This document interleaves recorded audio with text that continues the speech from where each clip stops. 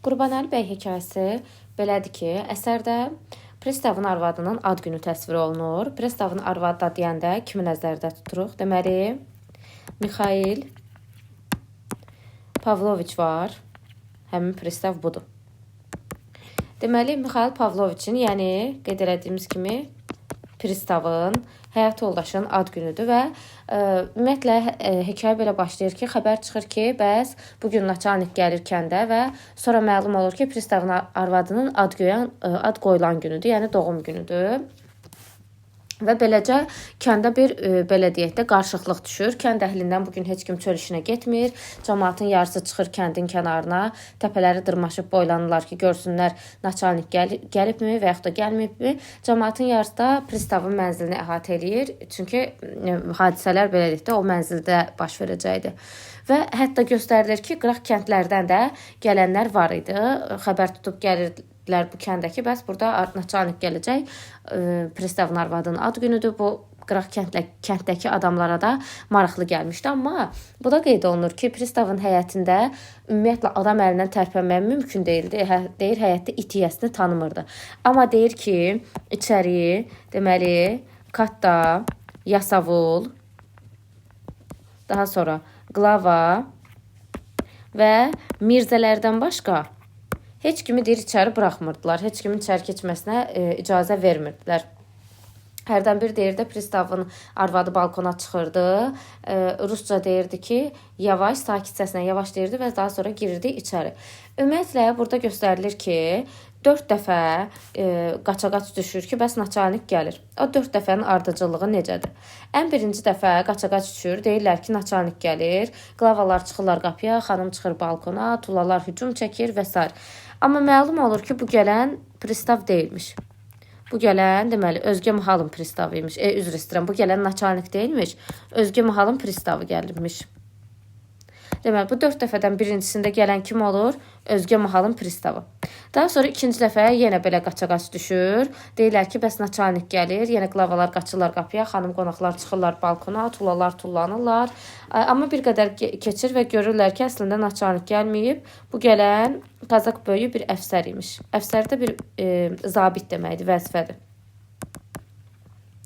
Aha, deməli, birinci dəfə qaçaqaç düşəndə bilirlər ki, gələn özgə mahalın pristavıdır. İkinci dəfə qaçaqaç düşəndə bilirlər ki, Qazaq böyüyü əfsər gəlib. Üçüncü dəfə yenə qaçaqaç düşür. Yenə deyirlər ki, naçalnik gəlib, amma bu da yalan olur. Bu dəfə də adamlar aralanırlar və içəri girən kim olur? Orada da göstərildiyi kimi, əsərdə də göstərildiyi kimi Qapazlı kəndinin, bax bunu əsərdə dırnaq içində veriblər.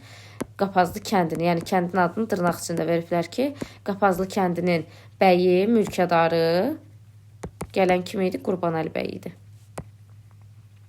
Orada təbii ki, Qapazlı kəndinin adını bu formada verməkdə müəllifin bir məqsədi, niyyəti var idi. Yəni, belə deyək də, Azərbaycandakı bəylərin, Azərbaycanlı bəylərin o dövrdə necə qapazaltı olması, yad ellilərin, rusların belə deyək də qapazaltı olmasını bu kəndin adı ilə müəllif bizə bildirməyə çalışıb. Deməli, 4-cü dəfə artıq qaçaqaç düşəndə bunu qırmızı ilə qeyd eləyək. 4-cü dəfə qaçaqaç düşdü, dedilər naçalnik gəlir. Bəli, artıq 4-cü dəfə gələn elə naçalnikin özü idi. 4-cü dəfə qaçaqaç düşəndə naçalnik gəldi. Deməli, qeyd elədiyimiz kimi, ümumiyyətlə, içəriyə Katta, Yasavul, Qlava və Mirzələrdən başqa heç kim buraxmırdılar.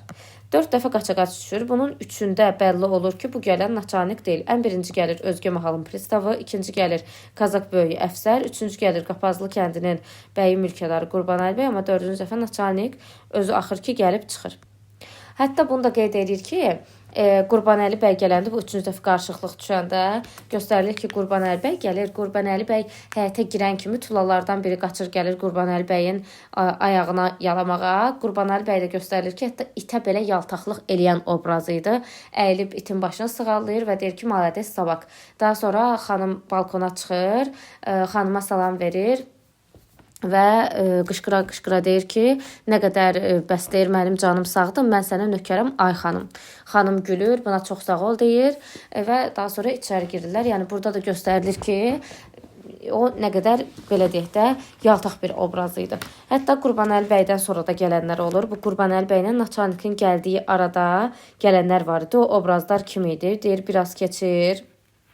Deməli mahal həkimi gəlir. Mahal həkimindən sonra deyir ki, süd pristavı gəlir.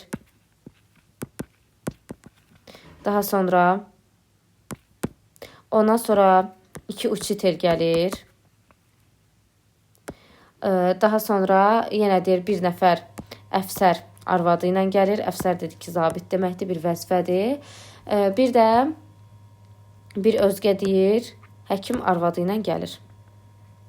Bax, Qurbanəli bəylə naçalnikin gəldiyi arada bunlar gəlirdi. Mahal həkimi, süd pristavı, 2 uçiter, bir əfsər öz həyat yoldaşına və bir həkim öz həyat yoldaşı ilə gəlir. Daha sonra yenə qaça-qaça düşür və bilirlər ki, artıq naçalnik gəlib.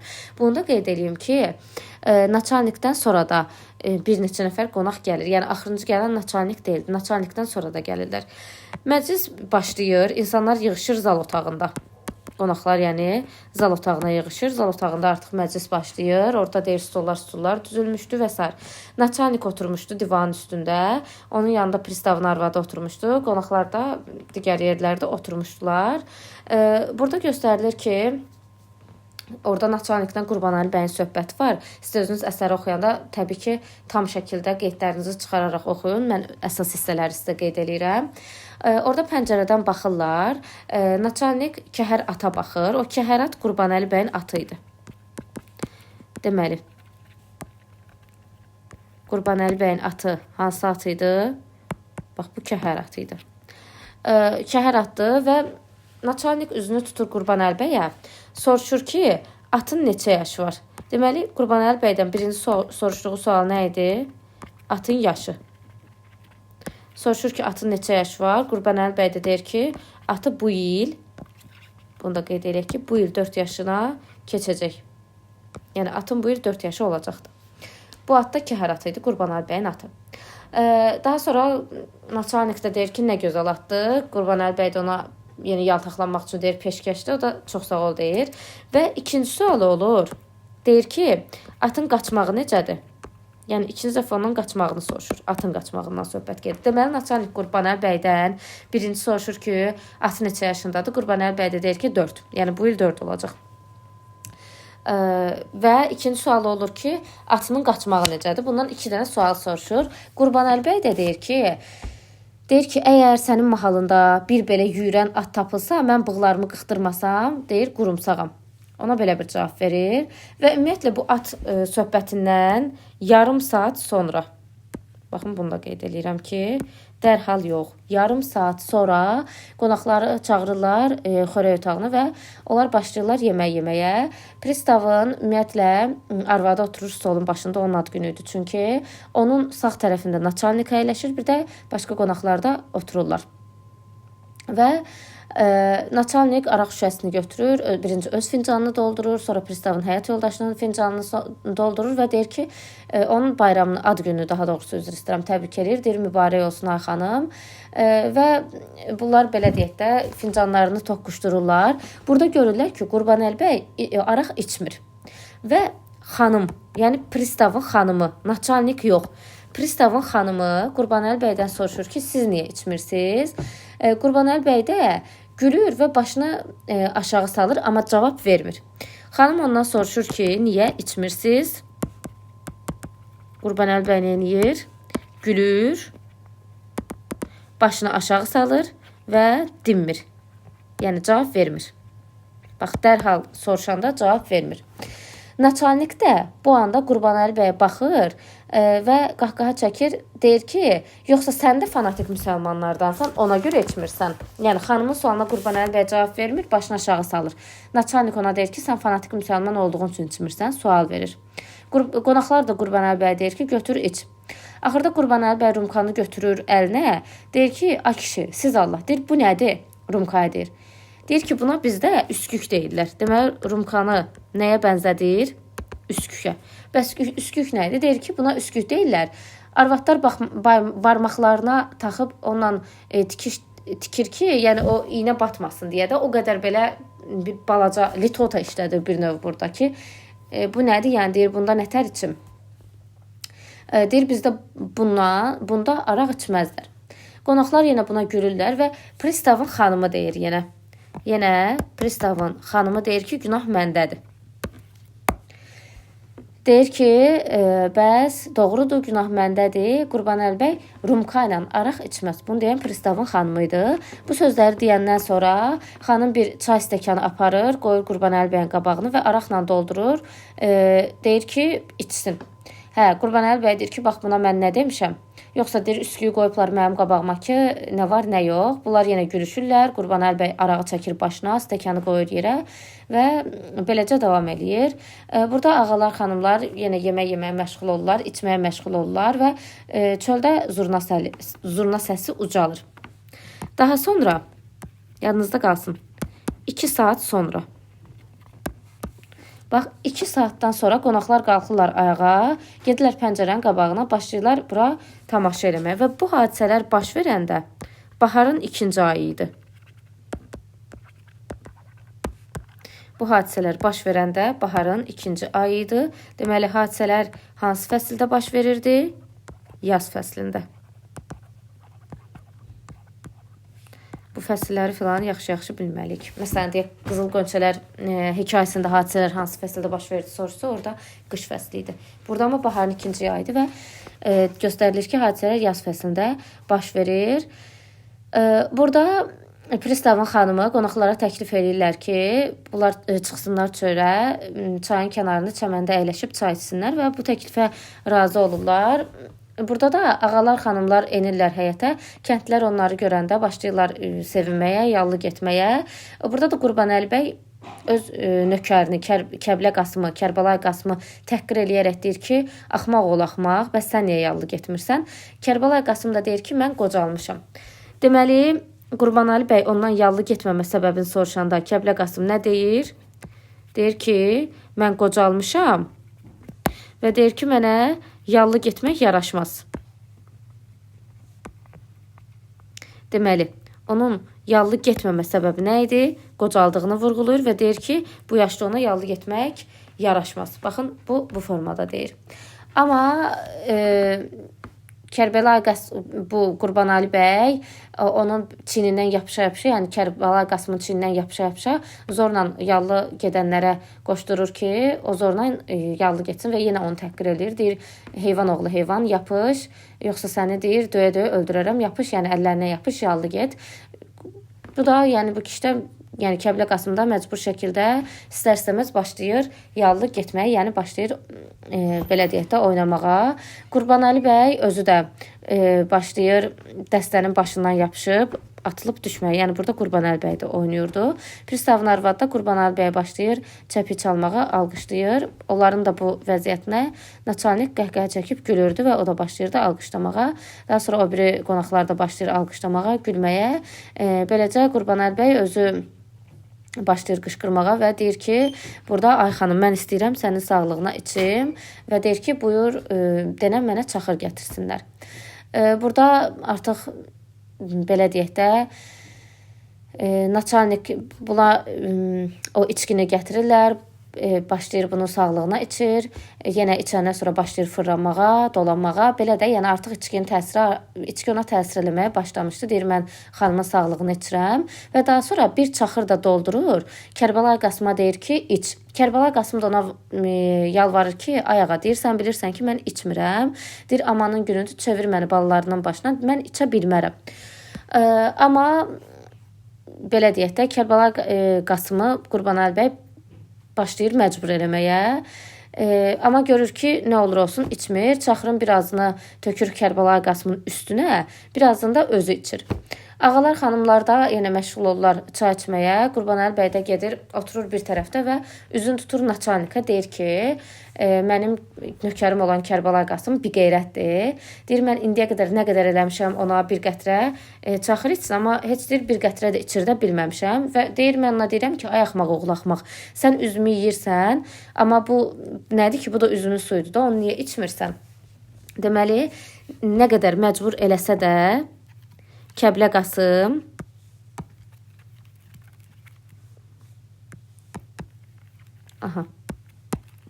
Qurbanəli bəy onu nə qədər məcbur eləsə də, Kəbilə Qasım deyirik ki, çaxır, içmir. Məhz bu xüsusiyyətinə görə də deməli, Qurbanəli bəy naçalnika deyir ki, o bir qeyrətdir, o axmaqdır. Çünki deyirsən, üzümü yeyirsənsə, bu da üzümün suyudursa, bunu içməlisən. Amma naçalnik də Qurbanəli bəyə deyir ki, Kəbilə Qasım qanmır, avamdır. Qurbanəli bəy də buna gülür, deyir ki, necə yəni qanmır, o çox yaxşı qanır. Deyir, məgər qanmır ki, çaxır üzümdən əmələ gəlir. Deyir, o qanır, ancaq deyir, o bir qeyrətdir, ona görə içmir.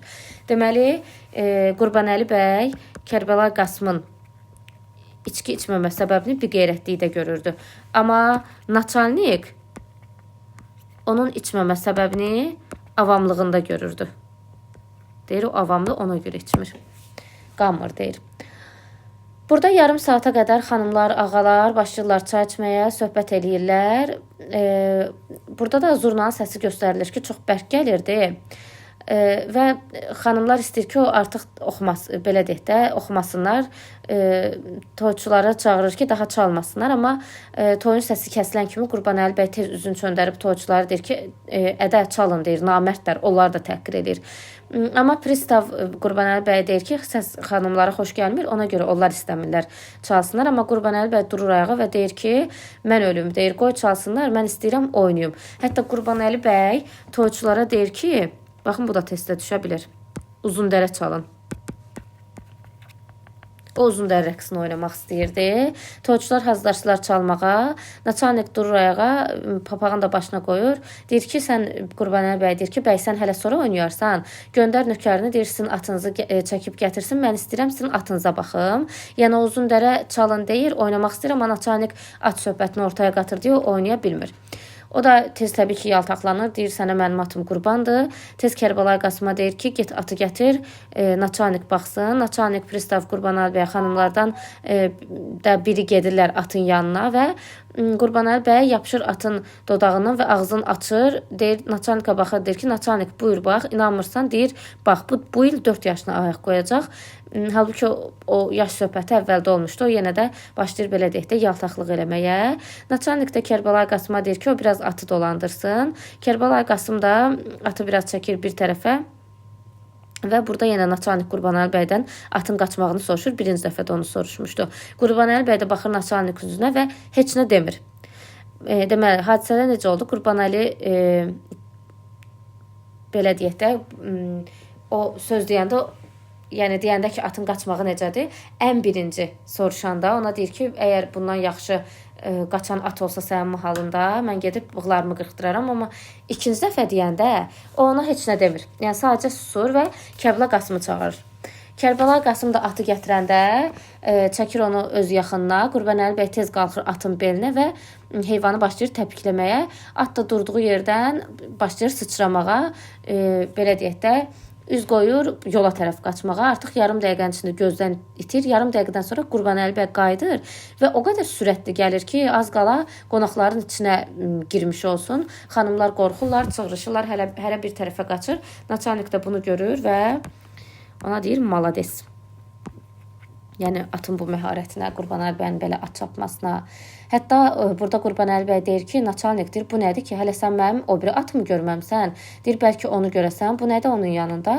Artıq bu söhbətdən sonra Kərbəlayı Qasım, yəni Kərbəlayı Qasım atda çəkib aparır. Daha sonra hava qaralır. Bunlar yenə otağa daxil olurlar. Qonaqlar, pristavın arvadı, naçalnik. Yenə başlayırlar burada artıq kart oynamağa. Deməli, bunlar içəri gələndən sonra kart oynadılar. Aha. Burada kart oynayırlar. Saat 11 olur. Aha. Deməli, saat 11-də bunlar yenə gedirlər xörək otağına. Başlayırlar, belə deyək də, yemək yeməyə. Burada naçalnik birinci yenə öz stəkanını doldurur, sonra qonaqların stəkanını, sonra pristavın arvadına tərəf dönür. Başlayır ona sağlıq deməyə. Deyir ki, bugün bizim buraya yığışıb belə ləzzətlə vaxt keçirməyimə siz səbəb olmusunuz. Buna görə də mən içirəm, deyir, sizin sağlığınıza. Qurbanəli bəy də durur yerindən, gəlir xanımın başının üstünə və deyir ki, mən özümü xoşbəxt hiss edirəm ki, mən bu məclisdə varam. Allah deyir, sənin ərin Mixail Pavloviçi bizim mahaldan uzaq eləməsin. Deyir, ondan ötürü ki, mən Mixail Pavloviçi deyir, əvvəl olmayanda bizim mahalın kəndliləri bədbəxtdilər. Deyir, mən də bədbəxt idim.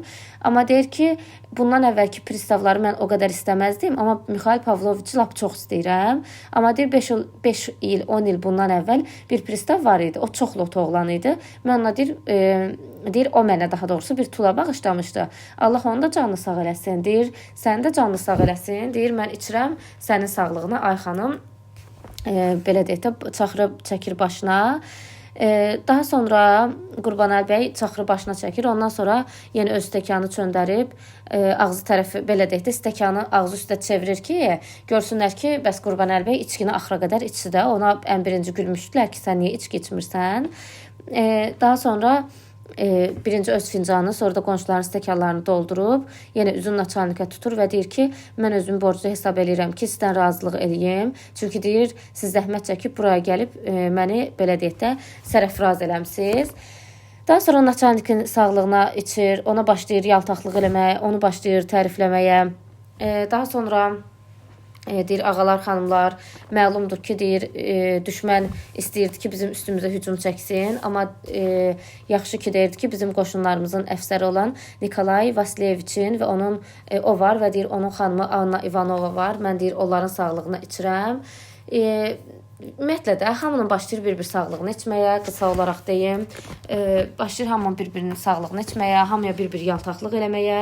Elə hər dəfə deyir ki, nə qədər deyir, mənim canım sağdır, mən nökərəm sənə, sənin xanımına. Belə deyək də, hamıya yaltaqlıq eləyir, hamıya ikiyüzlülük eləyir. Artıq qonaqların hamısının sağlığını içəndən sonra qonaqlar başlayırlar Qurbanəli bəyin sağlığını içməyə. Burada artıq Qurbanəli bəy özündən çıxır. Qurbanəli bəy şadlığından az qalır ki, özündən geçsin. Bəs qonaqların hamısı bəyin sağlığını içəndən sonra bəy stəkanını yuxarı qalxızıb deyir ki, ağalar, xanımlar, deyirsiniz ki, mənim sağlığımı içsiniz. Qurban olsun sizə mənim canım. Deyir, mən ölənə kimi bu günü yadımdan çıxarmayacağım. Deyir, amma ağalar, mənim sizdən bir xahişim var. Mən ölüm, deyir, mənim sözümü yerə salmayın. Mən sizin hamınızı deyir, sabah öz evimdə qonaq eləyəcəm, sizi qonaq dəvət eləyirəm. Deyir, vallah, billah, atamın görü haqqı. Mən bilmirəm necə sizin xəcalətinizdən çıxım. Deyir, çünki mən əriyirəm, yerə girirəm ki, bu qədər xanım mənim sağlığımı etsin. Deyir, mən nəyəm axı, mən kiməm ki, bu qədər xanım mənim sağlığımı etsin. Mən bu xanımların deyir, heç ayağının tozu torpağı da ola bilmərəm. Vallah, deyir, atamın görü haqqı. Sabah bizə gəlməsəz, deyir, mən özümü öldürəcəm. Gör, bu nə qədər yaltaq adam idi da. Deyir ki, mən o qədər acizəm ki, yəni özünü o qədər aciz qılırdı ki, deyir, mən heç bu xanımların ayağının altındakı tozla deyiləm. Ona görə deyir, mən sizə qonaq çağırıram, mən istəyirəm ki, sizə qulluq eləyim, mən istəyirəm ki, sizə nökərçilik eləyim. Deyir, sabah siz bizə gəlməsəz, mən bu xəncəri soxaram öz qarnıma. Başlayır, deyir, cənab naçalnik, sizdən təvəqqə eləyirəm, Anna Ivanova, deyir, qurban olum sənə, ay xanım. Başlayır hamıya bir-bir yalvarmağa. Deyir, hər kəs ki, gəlməsə namərddir, hətta gəlməyən də namərd adlandırır. Amma deyir ki, amanın günüdür, yoxsa mən özümü öldürəcəm, sizə qurban olaram. Deyir, mütləq ki, gəlməlisiniz. Burada stəkanda çəkir başına. Naçalnik də bir siqaret qoyur damağına və naçalnik pristavın xanımına deyir ki, gəlsənə sabah qonaqlığa gedək. Yəni, naçalnik bunu öz xanımına demirdi, pristavın xanımına deyirdi. Deyir ki, gedək Qurbanəli bəyə qonaq olaq. Xanım da, yəni pristavın xanımı öz ərinin üzünə baxır və deyir ki, mən xoşallıqla gedərəm, yaxşı olar. Həm də ona görə getmək istəyirdi ki, deyir, bəyin arvadını görərəm. Deməli, pristavın xanımı Qurbanəli bəygilə getməkdə məqsədi belə deyək də, marağı nə idi? O deyirdi ki, bəyin arvadını görərəm.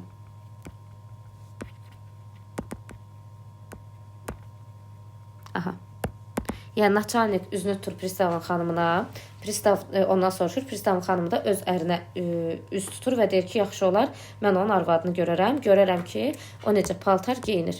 Deməli, ona maraqlı olan pristavın arvadının paltarı idi. Burada əfsər də arvadından soruşur, gedərsənmi? Arvad deyir, gedərəm. Qonaqlardan biri də deyir ki, əgər bəy bizə yaxşı müsəlman plov versə, gedərəm. Bax, bu hissəsi çox-çox önəmlidir. Bu plov söhbətini qonaqlardan biri açır. Deməli, qonaqlardan biri bu plov məsələsini qaldırır. Deyir ki, bəy bizə yaxşı plov versə, müsəlman plov versə, mən gedərəm. Deməli, bu ardıcılıq necə oldu? Naçalnik pristavın xanımından soruşur, xanım razı olur. Qurbanəli bəyin arvadının geyimini görmək istəyir. Əfsər də arvadından soruşur. Qonaqlardan biri də deyir ki, bəy bizə yaxşı müsəlman plov versə mən gedərəm. Qurbanəli bəy bu plov sözünü eşidən kimi tez ayağa qalxır. Deyir, necə plov? Deyir, atamın görü haqqınızda bir plov verərəm ki, ömrünüzdə belə bir plov yeməmisiz. Deyir, mənim aşpazım bişirən plovu kim bişirə bilər? İnanmırsınız, deyir, Kəblə Qasımdan soruşun. Hanı deyir Kəblə Qasım? Tez Kəblə Qasımı çağırtdırır. Kəblə Qasım amma deyirlər ki, burada yoxdur. Bəy tez hirslənir, deyir, çağırın o axmaq oğlu axmağı. Burada pristavın arvadı. Deməli, pristavın arvadı deyir ki, sən zəhmət çəkmə, nökərlər çağırarlar. Çünki bu Qurbanəli bəy getmək istəyir özü çağırmağa. Bu başlayır, Qurbanəli bəy artıq içib özündə deyil. Deyir ki, mən sizlə mərc gələrəm ki, siz elə bir plov yeməmsiniz. Deyir, əgər elə bir plov yemiş olsanız, tüpürün mənim üzümə. Qonaqlar bunun bu hərəkətlərinə gülürlər. Naçalnik də deyir ki, ay bəy, söz yoxdur ki, deyir, evdəki tərifli atını da bizə göstərərsən. Bu da deyir, bu mənim gözlərim üstə, o lap sənə peşkəşli, yəni onu belə deyək də, deyir, onu sənə hədiyyə də eləyərəm bu mənada. Uzun sözün qısası, burada Kəblə Qasım yatmış olur. Hətta pristavın arvadı da deyir ki, niyə biçarə kişini oyadırsan, nə lazımdır? Deyir, qoy yatsın. Bu Naçalnik də, Qurbanəli bəy də deyir ki, onun ağzı nədir bu tezliklə yatsın? Qoy o gəlsin, sübut eləsin ki, əlinin bişirdiyi, yəni aşpazın bişirdiyi plovu heç kim bişirə bilməz. Yəni, burada göstərilir ki, hətta Rus bir xanım belə Kəblə Qasıma yazığı gəlir, onun oyanmasını istəmir, istirahət eləməyini istəyir. Amma öz ağası, öz yerli ağası ondan heyvan kimi rəftar eləyir. Qısası, Kəblə Qasım gəlir, deyir, doğrudur, həqiqətən də onun bişirdiyi aş, əli deyir, hamıdan yaxşı aş bişirir də qısası. Artıq yarım saat sonra qonaqlar başlayırlar dağılışmağa. Qurbanəli bəy də gəlir evə. Evə gələ-gələ də gah belə deyək də Kəblə Qasıma deyir, bu xəncəri soxaram sənin qarnına. Gah onların qulluqçusu vardı, Gülpəriyə deyir, bu xəncəri soxaram sənin qarnına. Əli aşpazlarına deyir ki, bu xəncəri soxaram sənin qarnına. Gəlir arvadına deyir. Beləcə bu artıq içmişdi, bu formada yatır, yuxuya gedir. Qurbanəli bəyin arvadı sübh tezdən durur. Sübh tezdən duranda görür ki, əri gəlib, yanındadır. Nəysə, geyinir, düşür aşağı həyətə və Kərbəlayı Qasımdan soruşur ki, siz niyə belə gec gəldiniz? Kərbəlayı Qasım da deyir ki, çünki qonaqlıq uzun çəkdi. Xanım da deyir ki, pristavın qonağı çox idimi? Bu da deyir, çox idi, soruşur ki, kim idi qonaqlar? Belə, yəni qonaqlıq haqqında ondan maraqlanır. Və pristavın, daha doğrusu Qurbanəli bəyin arvadına maraqlı olan o idi ki, ondan Kərbəlayı Qasımdan soruşur ki, deyir, kişilərlə qadınlar, xanımlar bir yerdə oturmuşlar, ya ayrı oturmuşlar. Kərbəlayı Qasım da deyir ki, hamısı qarışmışdı bir-birinə. Qaravaş da bunu eşidəndə, onun qadın qulluqçusu, o deyir ki, bu aman Allah, buna belə deyək də, təəccüblü pis gəlir bu. Burada xanım soruşur ki, bəs deyir, o Rus arvadlarla deyir, kişilər nə danışırdılar? Kərbəlayı Qasım da deyir ki, mən bilmirəm nə danışırdılar. Çünki deyir, mən onların dilini bilmirdim. Hətta deyir ki, bəs ağan Rus arvadlarla danışdı mı? O da deyir ki, yox. Deyir, o arvadlarla az danışdı, amma deyir, naçalniklə çox danışdı. Belə, yəni, bunların diyaloqu bu mövzu ətrafında olur. Daha sonra burada artıq aşpaz Əli xanımdan soruşur ki, bəs mən axşama nə bişirim? Yəni, burada yemək söhbəti gedir. Əliyə də pul verir ki, getsin, ət alsın, gəlsin. Belə. Əli deyir ki, get ət al, gəl, bozbaş bişir. Bunu da qeyd edeyim. Bunlar gedirlər aşpazxanaya tərəf. Nəysə, günorta olur. Günorta olanda bunlar həyətdə olurlar. Yəni, bunlar dediyim kimlər nəzərdə tuturam. Naçalnikin həyat yolu, üzr istəyirəm. Qurbanəli bəyin həyat yoldaşdır, Qaravaşdır, Kərbəlayı Qasımdır, aşpazdır, bunlar. Biraz keçir, xanım deyir ki, bəs Kərbəlayı Qasıma deyir ki, çıxsın ağaca, biraz tut sirkələsin, bunlar da tut yığsınlar. Aşpaz Əli də bunların yanına gəlir. Nəysə, Kərbəlayı Qasım çıxır ağacın başına və Hacı Heydər, daha doğrusu Əli çıxır ağacın başına. Xanım Qaravaş Kərbəlayı Qasım da o, belə deyək də, çarşovu tuturlar və Əli sirkələyir ağacı. Amma ağacın başına çıxanda orada göstərilir ki, Hacı Heydər dəyirmanının, dəyirmanın adı Hacı Heydər dəyirmanı idi.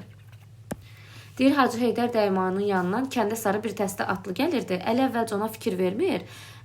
Amma deyir, diqqətlə baxanda görür ki, bunlar kənd əhlinə oxşamır. Kərbəlayi Qasıma deyir ki, bəs çoxlu atlı gəlir, amma deyir bunlar kənd əhlinə oxşamır. Kərbəlayi Qasım çıxır aşpazxananın damına, baxır və görür, 2 atlı görür və bunu da qeyd edim ki, naçalniki, pristavların düymələri və xanımların şlyapaları aşkar bilinirdi. Kərbəlayi Qasım bu belə deyək də nüanslardan onları tanıyır və tez gəlir xanımın yanına, deyir ki, bəs bu gələnlər deyəsən elə dünənki qonaqlardır.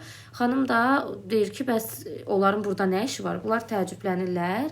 Axır onlar gəlib qapıya çatırlar. Xanım tez qaçır çölə, əlini çağırır, deyir ki, get onlara denən ki, ağa evdə deyil. Bu özü də gəlir Qurbanəli bəyə oyatmağa. Qurbanəli bəy bir dəfə oyanır, yatır, oyanır, yatır. Axır oyananda deyir ki, get denən ki, qoy desinlər ki, ağa evdə deyil. Bunlar yenə bunu bildirirlər ki, bəs ağamız evdə deyil. Naçalnik də bunu eşidəndə təəccüblənir. Deyir ki, hamısı ümumiyyətlə qonaqlar mat qalır. Deyirlər ki, bəs nətər yəni evdə deyil, hara gedib ki, evdə deyil. Deyir, axı o bizi qonaq çağırmışdı. Bunlar da, nökərlər də deyir ki, biz bilmirik o hardadır. Deyir, bunlar da təəccüblənir ki, özgə yerə gedəcəkdirsə, biz niyə çağırırdı? Yenə deyirlər ki, bilmirik. Xanımlardan biri də burada su istəyir. Bəs naçalnik də deyir ki, bura qədər gəlmişiksə, heç olmasa bəyin atlarına baxaq, sonra qayıdarıq. Naçalnik Kərbəlayi Qasımdan, baxın bu o qədər incə bir məqamdır ki, naçalnik Kərbəlayi Qasımdan tövləyə girmək üçün icazə istəyir. Baxmayaraq ki, o naçalnik idi, yəni kəndin naçalniki idi. Amma Qurbanəli bəyin Kərbəlayi Qasımla rəftarını görmüşdük də necə idi. Onu it yerinə də qoymurdu. Amma naçalnik o qədər mərifətli, hörmətli biri idi ki, o Kərbəlayi Qasımdan icazə istəyib tövləyə girir. O da təbii ki, buyurun deyir. Naçalnik, 2 pristav, mal həkimi, xanımlar və Kazak əfsəri girirlər həyətə, girirlər Qurbanəli bəyin tövləsinə. Burada Qurbanəli bəyin arvadı həyətdə qonaqları görən kimi tez qaçır girir içəri. Bəy atı görür, deyir ki, bu elə dünənki atdır. Sonra qonaqlar biraz içəri yerirlər və kəhər atın yanında dayanırlar. Bu da Qasımdan soruşur ki, Kərbəlayi Qasımdan, bəyin tərifli atı budur. Kərbəlayi Qasım da deyir ki, bəli. Qonaqlar atın o biri tərəfinə, bu biri tərəfinə dolanmağa başlayırlar. Naçalnik axura tərəf hərəkət eləyəndə istəyir atın ağzına baxsın. Amma axura yaxınlaşanda diksinir, geri çəkilir, dik atılır və orada axurun içində kəfənə bürünmüş bir şey onun gözünə sataşır və tez pristavın əlindən yapışır və diqqətlə axurun içinə baxır. Görür ki, axurdakı Qurbanəli bəyin özüdür. Onu görən kimi gülür, qəhqəh çəkir, deyir ki, Rəfiq, sən də buradaymışsən. Və qonaqlar gəlib bir-bir ona baxırlar və çəkilib dururlar kənarda. Qurbanəli bəy də heç yerindən də tərpənmir. Daha sonra qonaqlar öz atlarını minirlər və gəldikləri Qurbanəli bəy əsərinin təhlili ilə tanış oluruq. Qurbanəli bəy əsəri epik növdədir və novella janrındadır. Nəyə görə novella janrında adlanır? Çünki novella sürətlə inkişaf edib, gözlənilməz sonluqla bitən hekayə deyilir. Əsərdə də Qurbanəli bəy əsərinin sonu gördüyümüz kimi gözlənilməz sonluqla bitdi. Yəni sonda naçalnikin, oradakı pristavların, bəylərin Qurbanəli bəyi sonda axırda görməsi əslində gözlənilməz sonluğu idi. Çünki onlar onu orada görməməli idilər. Yəni onu görməyə gəlməmişdilər də, belə deyə atlara baxmağa gəlmişlər, amma görürlər ki, axırdan Qurbanəli bəy çıxır. Ona görə də bu gözlənilməz sonluq hesab olunur. Əsər satirik hekayədir və əsərin satira hədəfi təbii ki, kim olacaq? Qurbanəli bəy. Nəyə görə? Çünki əsərdə Qurbanəli bəyin özündən yüksək vəzifədə duranlarla yaltaqcasına danışması, onlara nökərçilik eləməyi, özünə fəxr bilməsi, amma özündən aşağı vəzifədə olanlarla, hətta öz ailə üzvləri ilə belə kobud, pis rəftar eləməsi onun bir satira hədəfinə çevirib. Əsərdəki hadisələrin təsvirində təhqiyə üsulundan istifadə olunub. Hekayənin süjet xətti Pristavın xanımının, yəni Mixail Pavloviçin xanımının ad günü üzərində qurulsa da, hadisələr Qurbanəli bəyin ətrafında mərkəzləşdirilərək təqdim olunur. Yəni, baxmayaraq ki, hadisələr Pristavın xanımının ad günündə baş verən hadisələr idi, amma əsas hadisə Qurbanəli bəyin davranışları ilə Qurbanəli bəyin ətrafında, mərkəzində baş verərək təqdim olunur.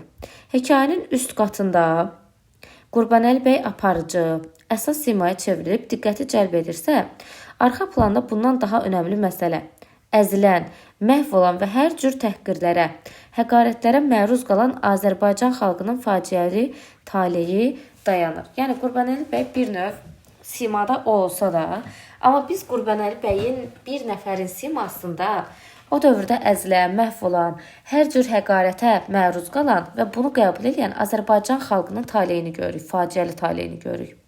Müəllif hekayədə pristavın otağındakı yemək stolunu, çəmənlikdəki süfrəni hər xırdalığına qədər qələmə alıb. Pristavın arvadının ad qoyma, yəni doğum günü münasibətilə təşkil olunan qonaqlığa hazırlıq səhnəsindən növ-növ ləziz təamlarda müxtəlif ərzaq məhsullarının o məhsullardan gembol söhbət açılır. Müəllifin məqsədli şəkildə yaratdığı belə təzadlı səhnələrlə tanışdıqdan sonra aydın olur ki, rəiyyətin ağır zəhmətlə hasilə gətirdiyi ərzaq məhsulları zorla onların əllərindən alınaraq naçalniklərin, pristavların eş iştirət məclislərində aparılır. Əsas qəhrəmanı Qurbanəli bəy yerli bəylərin tipik nümayəndəsidir.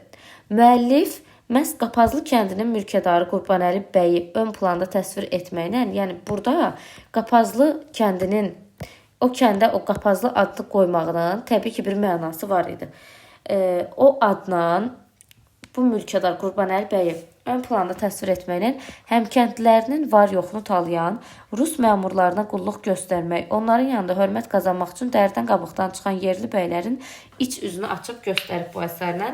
Çünki görürük ki, Qurbanəli bəy Qapazlı kəndinin nümayəndəsi. Çünki o həqiqətən də o özündən yuxarıda vəzifədə duranların qapazaltısı olmuşdu və amma buna baxmayaraq onların qabağında dərdən qabıqdan çıxmaq üçün hər şey eləyir. Amma öz əlaltılarında işləyən adamlardan çox pis şəkildə rəftar eləyir.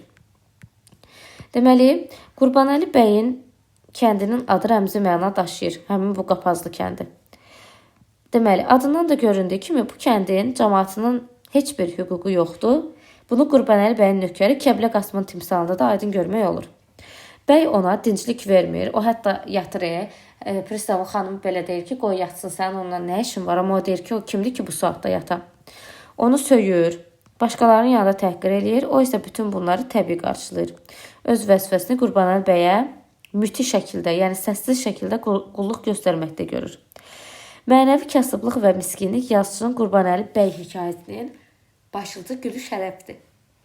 Cəlil Məmmədquluzadəni narahat edən budur ki, ölkənin kəndlisi, fəhləsi kimi bəyi də, avam və cahildə burada bəyi deyəndə ilə məhz Qurbanəlinin özünü nəzərdə tutur. Qurbanəli bəy hər cəhətdən mənfi obrazdır.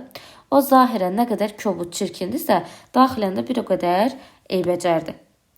Köləlik, nökərçilik psixologiyası Qurbanəli bəy səciyyələndirən əsas xüsusiyyətdir. O, mahal pristavının arvadına deyir. Nə qədər mənim canım sağdır, deyir ki, sənə mən nökərəm, onu təbrik eləyəndə deyirdi bunu. Eyni fikri Naçalnika deyir ki, Naçalnikova, sən bizim başımızın sahibisən. Onun sağlığını içəndə deyirdi bunda. Nə qədər ki bizim mahalda cəmaat var, onlar hamısı sənin yolunda başlarından keçərlər. Mən özüm də deyir, sənin yolunda o da girərəm. Qurban sənə mənim canım, nə qədər ki mən sağam, nökərəm sənə. O nökərliyindən, Qurbanəli bəy nökərliyindən fəxr edirdi. Elə bilirdi ki, yaxşı şey edir və beləliklə onların gözünə girməyə çalışırdı. Dediklərini sübut eləmək üçün pristavın xanımının qulluğunda durur, onun sağlığına dolu badələr içir, həyətdə yallı gedənlərə qoşulub rəqs eləyir, Naçalnika yarınmaq üçün xoş sözlər deyir, atlarını tərifləyir, birini ona bağışlayacağına and içir. Ağalarına xoş gəlsin deyə Kərbalay olan bir adama zorla şərab içirmək istəyir. Hətta o içməyəndə onu bir qeyrətlikdə günahlandırır. Deyir ki, o bir qeyrətdir, bilir ki, o üzüm yeyir, amma deyir, üzümün suyunu içmir. Zorla ona bunu içirtmək istəyir, amma Kərbalay Qasım içmir onu. Bunu da yadınızda saxlayın, testdə düşə bilər. Kərbalay Qasım o çaxırı içmir. Qurbanəli bəy öz ağalarına, pristava, naçalnikaya, onların xanımlarına qarşı nə qədər cılız və itaətkardırsa, rəiyyətə münasibətdə, məsələn, aşpazına, qaravaşa, Kəblə Qasıma, onlara münasibətdə Qurbanəli bəyin bu yumşaqlığının əsər əlamət qalmır, o zalım bir bəyə çevrilir. Onun nökəri Kəblə Qasımla, aşpazı əli ilə, hətta qulluqçusu ilə kobud rəftarı buna, belə deyək də, bariz nümunədir. Qurbanəli bəyin hərəkətləri, nitqi, onun yüngül, bisavad adam olduğunu təsdiqləyir. Heç təsadüfi deyildi ki, qonaqlığa gələnlər onun yüngül davranışına, məntiqsiz danışığını lağa qoyub gülürlər. Amma Qurbanəli bəy elə bilirdi ki, ondan səmimiyyət qurublar, halbuki onu lağlaq eləyirdilər. Əsərin sonunda müəllif Qurbanəli bəy layiq olduğu yerə aparır. Yəni, layiq olduğu yer haraydı? Axur, atların olduğu yer. O, evinə dəvət etdiyi Rus məmurlarından gizlənmək üçün tövlədə atın axurunu seçir və bununla da daha kəskin gülüş hədəfinə, deyək, o satira hədəfi idi.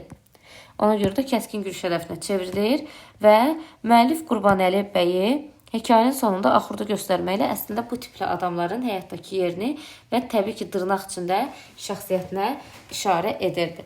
Dedik ki, əsər 1907-ci ildə yazıldı, epik növdədir, novella janrındadır. Niyə novelladır? Çünki gözlənilmə sonluqla bitir. Təbii ki, novellada hekayənin bir növüdür.